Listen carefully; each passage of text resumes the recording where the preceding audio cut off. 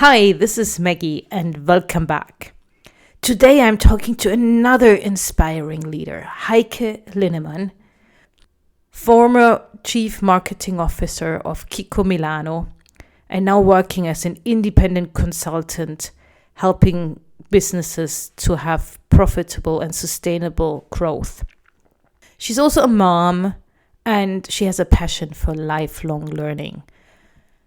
And what stood out most to me in our conversation is that Heike found her calling.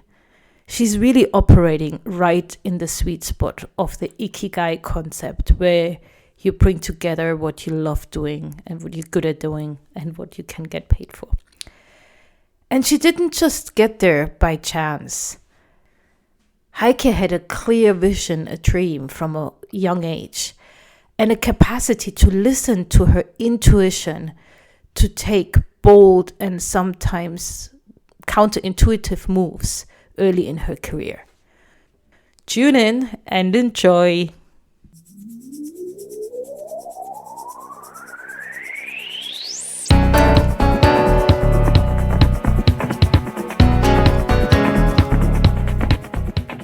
You're listening to Leadership's Insights, Navigating Career and Life.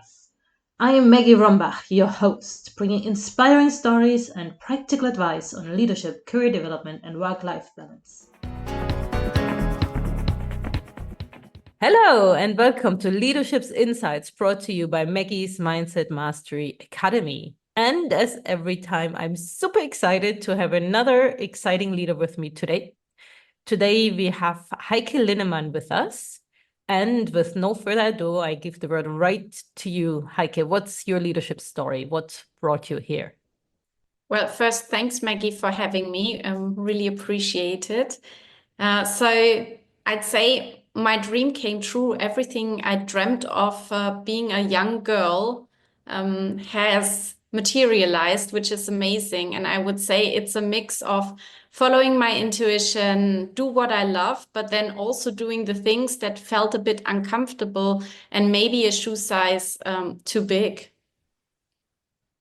Great. So the first thing is I actually rejected a full-time position in Germany after graduating and traded it in for an internship in London, which seems like a crazy choice. But I did that because I really wanted to work abroad. And this paid off in the short term because after a few months I was promoted, but then also in the long term, it was the start of my international career, but also life because it's more than just the job. So after London, I moved to Switzerland. I got a role at P&G, which was another dream come true, like this brand building university, general management school. And I loved that I could learn on the job. It's amazing that from the get-go you lead interdisciplinary teams that are dispersed. So I really learned a lot from that. And obviously, I also learned a lot about brand building and the business. And I stayed more than 12 years. At the end, I was a senior director, doing several business turnarounds and led several brand country combinations. So all very exciting. And then I got an offer that I couldn't refuse. And again, an uncomfortable choice because I did what everyone advises not to do. I changed all the vectors. New company, new country, new language, new industry, obviously the promotion. And on top, it was a business turnaround. So the company was close to bankruptcy when I joined, which I didn't know. But it meant I had to roll up my sleeves and get go. So that was a roller coaster. It ended up being the biggest success of my career, and it was a great journey as well. So during this time, I met my partner. We decided to have a family. And we decided to have a common base because we were in a long distance relationship. So we chose Geneva. And I became a mom. And that was a humongous transition because I learned that corporate life and the way I wanted to integrate work and life no longer fitted. So I had to change gears and I became independent, which allows me to do what I love, the business, the brand building, the marketing, and also helping other businesses and brands grow together with a work-life integration. That's so amazing, Heike. And that actually really fits with this journey I'm on, exploring life and work transitions, because life is both, right? And at some point of our lives, priority change, and then we need to readapt our work setting to make it fit our new priorities, like family. So great. So as you know, we have a set of standard questions we get started with, and then we go wherever we go as we head out. So let's get started with the first one, which is around your top 3 values, both in private and professional life. So the first one is clearly learning. The second one is well-being, and the third is positivity. And obviously, well-being and positivity, they are really closely connected. Yeah. Growth, well-being, and what was the last one? Connectivity? Positivity. Positivity, of course. Yeah, oh, I like that. That's good ones. Cool. And which accomplishment in your life are you most proud of, and why? So clearly the business turnaround that happened at Kiko Milano. At the end of the day, by the time it saved more than 6,000 jobs.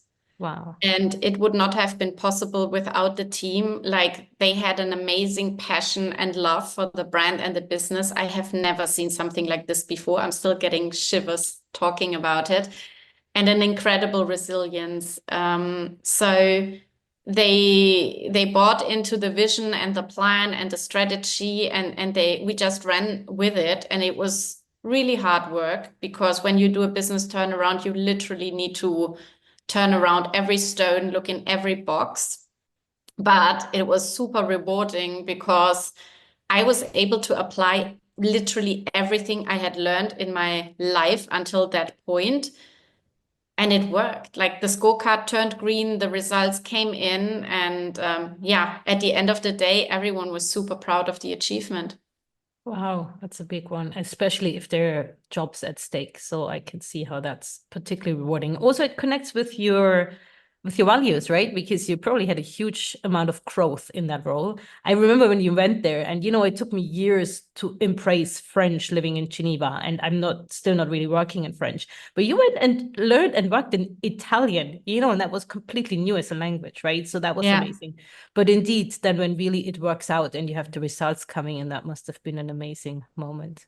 Yeah, I did prepare a little bit. So I started Italian lessons before I went, but my first meetings were sort of hands, arms, legs, Italian, and a little bit of English. But it worked. But what comes up, it's also important, this whole notion of embracing imperfection and letting go, because you came in with a really senior role, but still you're a human being who talked with hands and arms. And I guess in Italian, that's part of the language.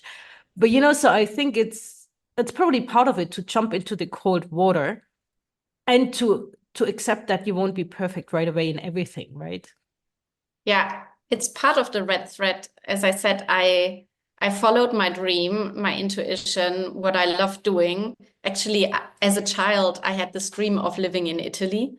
Ah, And so I went for it, right? And it did feel uncomfortable, I'll be honest. But it also made me grow every single time. And I love new experiences. So that was a nice icing on the cake.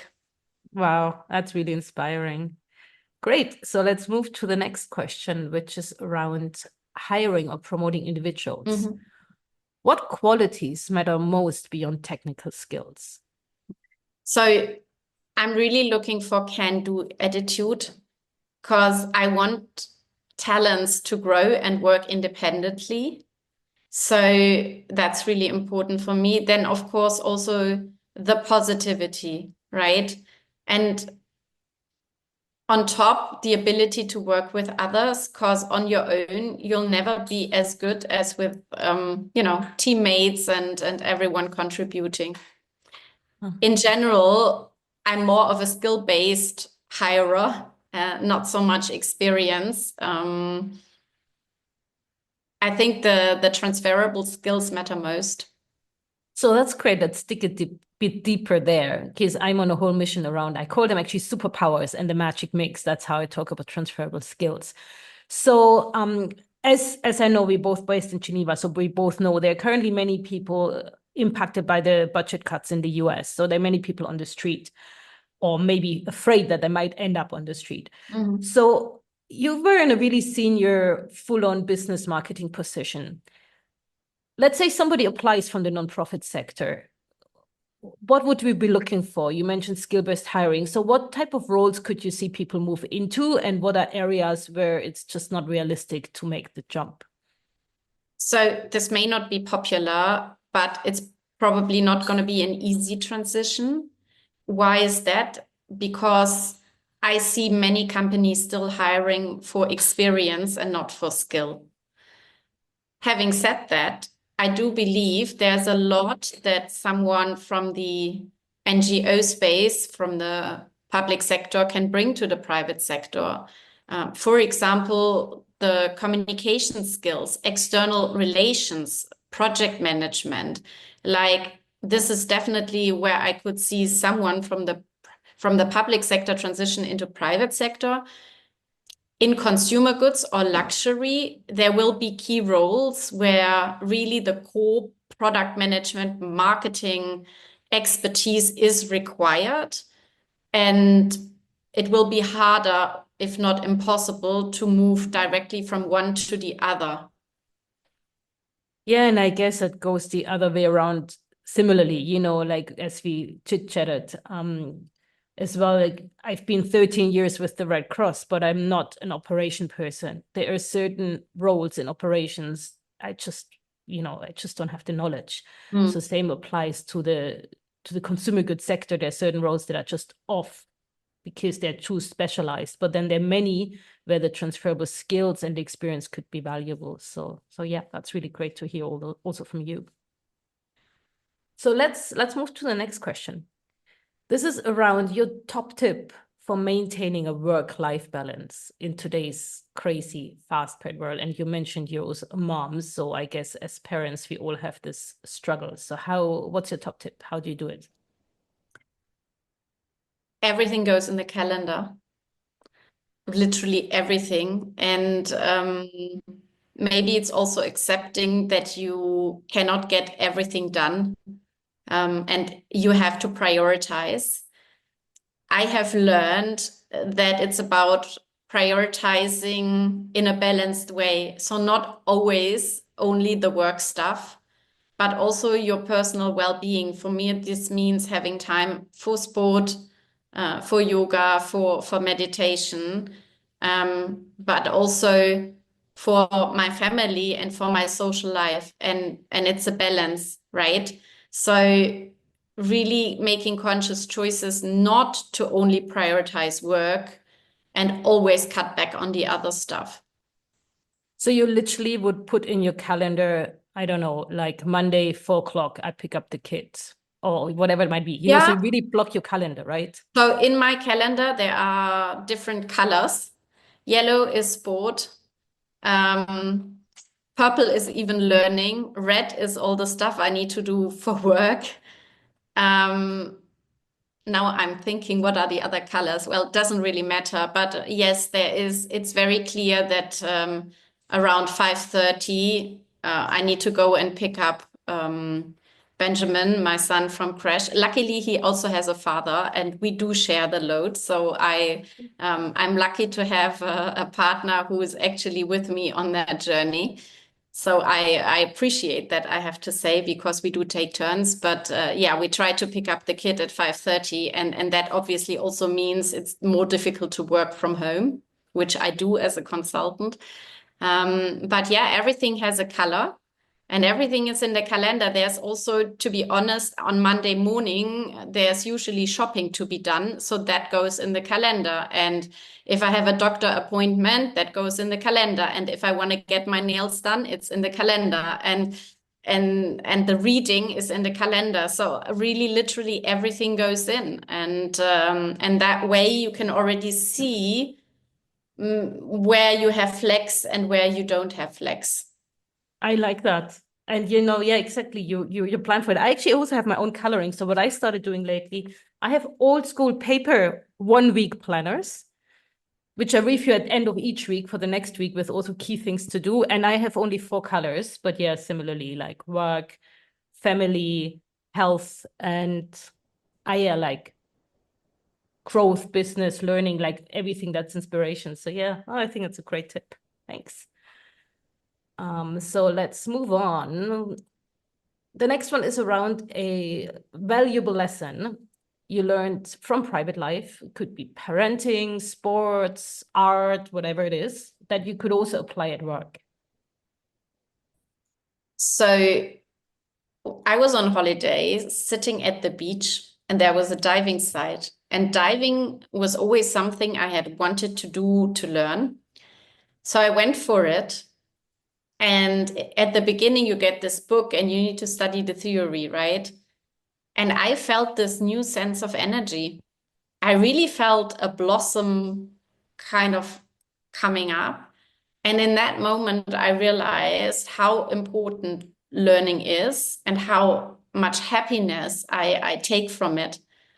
And that was the moment I committed to lifelong learning and to new experiences and really making sure that I integrate this in my life. And as a mom, I had to become a bit more flexible, but yeah, I still make choices and I still set goals that are all about learning and new experiences. Yeah, and then there's also learning you can do as a mom. I'm following a online training on nonviolent communication for kids. Actually, it's a German provider who's amazing, so I can give you the name. She's really cool. So I guess also the challenges we face as parents, then we can turn them into learning opportunities, right? How to deal with this. For sure. Cool. So the last one is around a significant role model. So who would be a significant role model for you and why? I don't really have one. So when I saw the question, I have to admit I'm learning from every encounter, every person I meet, especially now that I'm an independent and meeting so many new people. I think there is something you can learn literally from everyone, and that's what I'm doing. When I read about Sheryl Sandberg and how she was called bossy in the sandbox, that actually changed something inside me. It gave me a lot of strength and motivation because I could relate. I was also that kid in the sandbox that was called bossy. So yeah, but at the end of the day, I think you can learn from everyone, and that's what I'm doing. And it also has to do with modeling, right? So you probably then pick people that are doing or have already done what you're setting out to do, and probably Yeah, also people that align with your values, right? So that yeah, are inspirations to you. And that could be yeah, anybody who pops up and ticks those boxes, right? yeah, exactly. Great. Cool. So that was already the first set of questions. That was very to the point, fantastic, very executive style.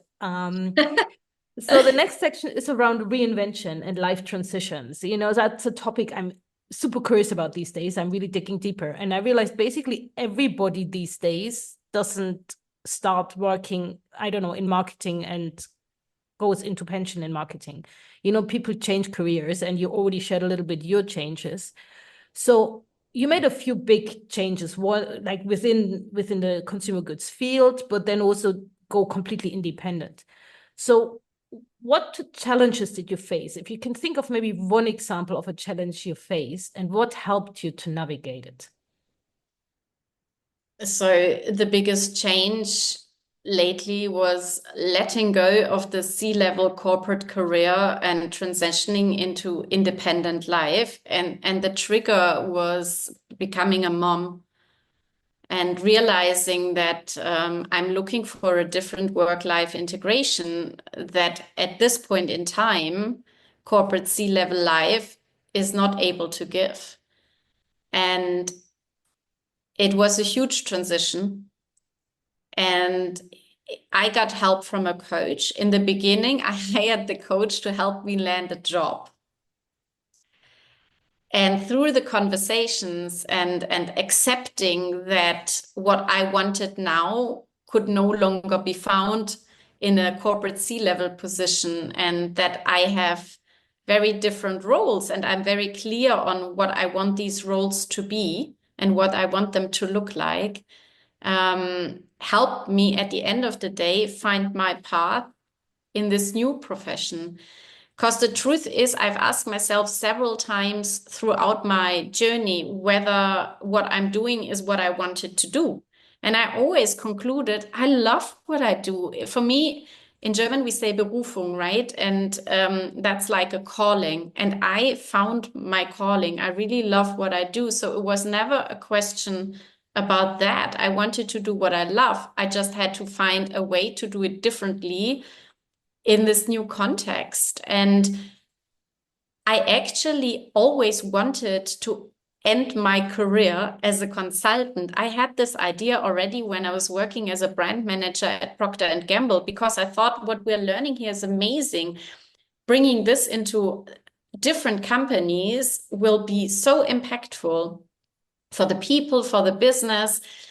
And in my head, doing another CMO assignment would have been the transition into this business anyway. But then I realized it's not the end of my career, or maybe the end of my career is now, depending how you want to look at it. And consulting was the solution. It allowed me to do what I really, really, truly love in a way that works for me.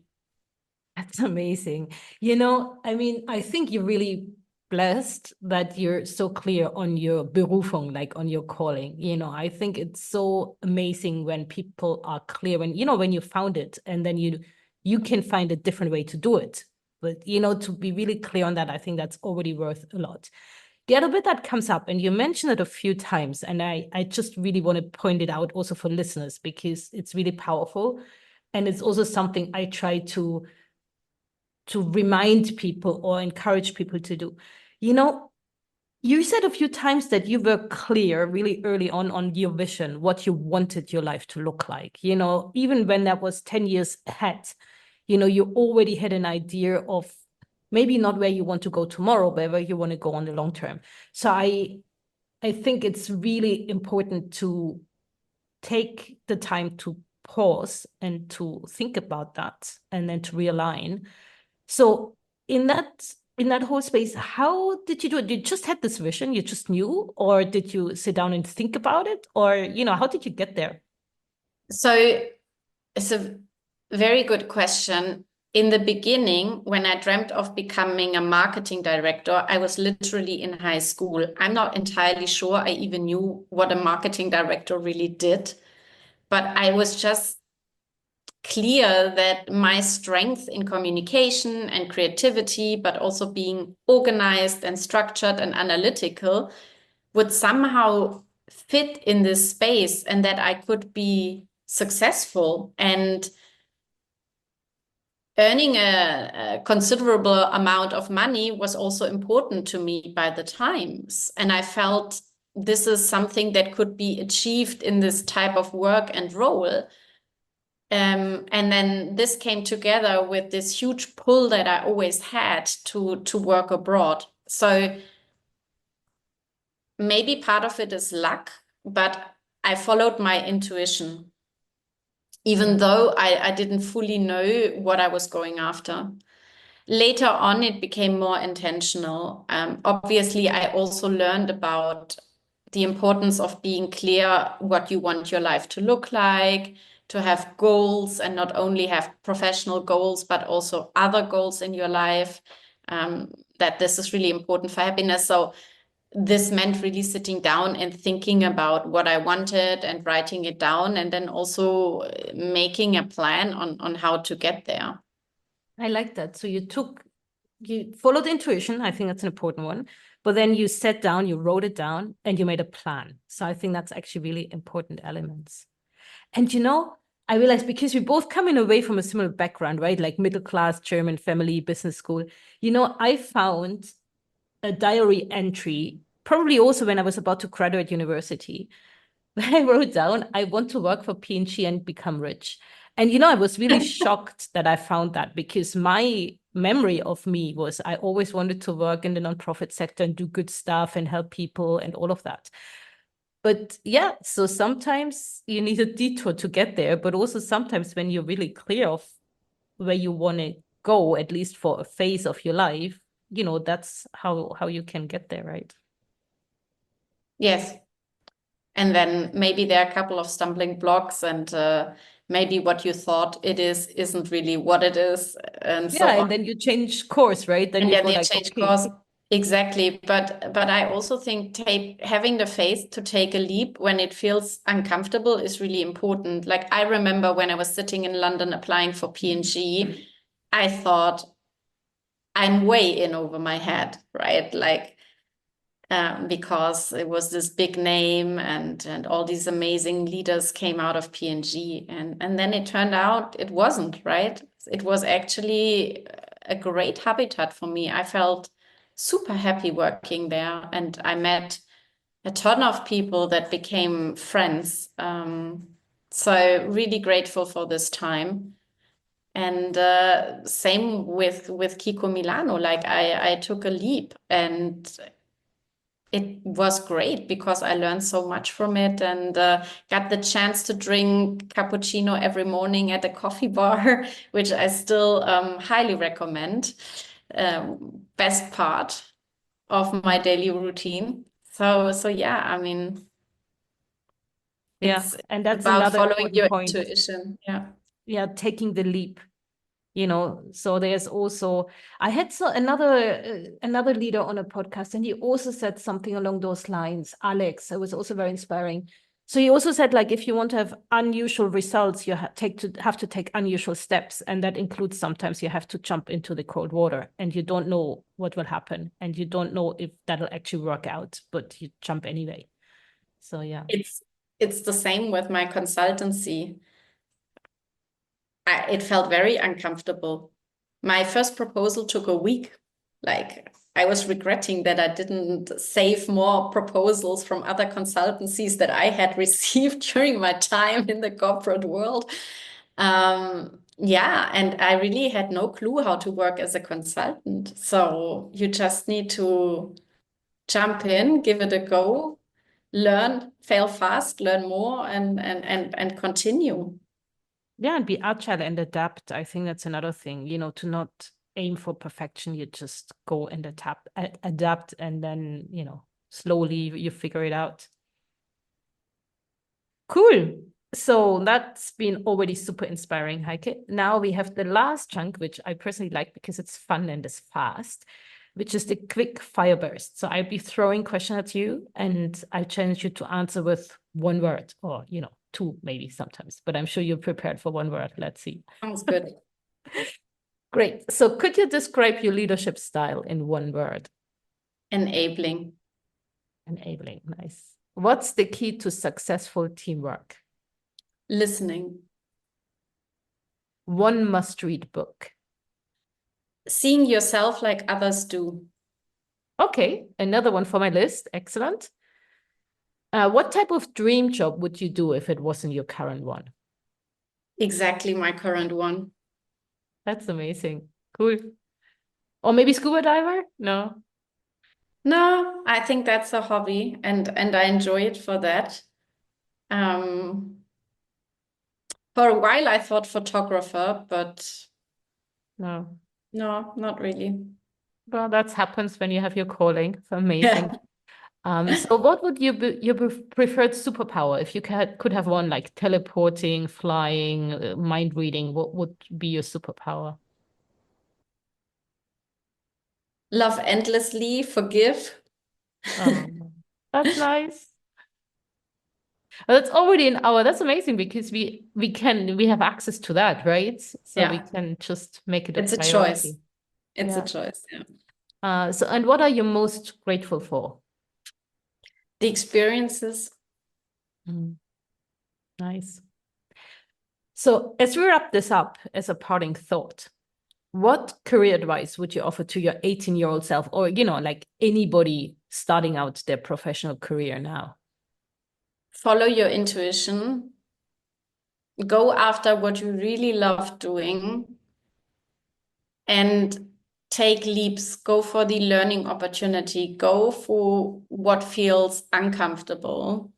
Go for the internship instead of the full-time employment. Something much greater will come out of it. It needs to feel right in your gut, though. Nice. Thanks. That nicely wraps it up.